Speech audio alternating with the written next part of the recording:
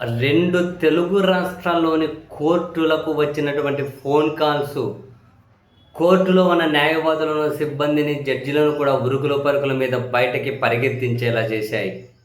మొదట రాజమండ్రి జిల్లా కోర్టుకు ఫోన్ కాల్ వచ్చింది. కోర్టులో ఆర్డీఎక్స్ పెట్టాం, పేలిపోతుంది త్వరలో కాసేపట్లో అని. పోలీసులు డాగ్ స్క్వాడ్ ఉరుకుల పరుగుల మీద పరిగెత్తుకుంటూ వెళ్ళారు. అక్కడ ఉన్నటువంటి సిబ్బంది లోపల వాళ్ళని పరిగెత్తించి బయటకు పంపించేశారు. తర్వాత అక్కడ క్షుణ్ణంగా పరిశీలిస్తూ ఉంటే నెక్స్ట్ హైదరాబాద్ నాంపల్లిలోని సిబిఐ కోర్టులో ఆర్డీఎక్స్ పెట్టాం, టైంతో సహా ఈ టైంకి పేలిపోతుంది అని చెప్పి ఫోన్. అక్కడ పోలీసులు డాగ్ స్క్వాడ్ పట్టుకునే ఉరుగులు పరుగులు లోపల ఉన్న వాళ్ళందరినీ కనుక పరిగెత్తించుకుంటూ బయటకు.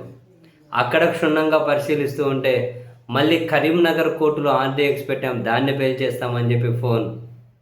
మళ్ళీ అక్కడ పోలీసులు డాగ్ స్క్వాడ్ ఉరుగులు పరుగులు, మళ్ళీ అక్కడ సిబ్బంది అనేది బయటకు పరిగెత్తించి క్షుణ్ణంగా పరిశీలిస్తూ ఉన్నారు.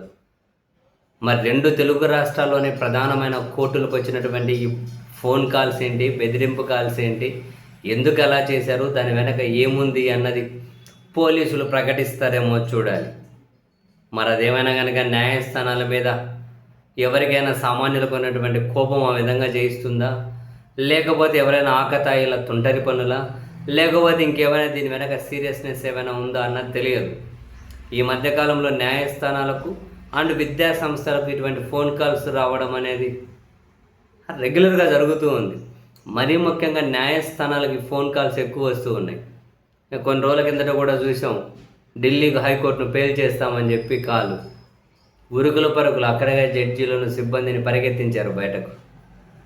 ఇప్పుడేమో మన తెలుగు రాష్ట్రాల్లో ప్రధానమైన కోర్టులకి ఇక్కడైనా ఉరుకుల పరుగులే పరిగెత్తించారు బయటకు. మరి ఫోన్ కాల్స్ వెనక ఏముందో తెలియదు కానీ ఒక్కసారిగా రెండు తెలుగు రాష్ట్రాల్లోనూ కోర్టులో పనిచేసే వాళ్ళు, ఇటువైపు పోలీసులు అయితే ఉలిక్కి పడ్డారు మొత్తానికి.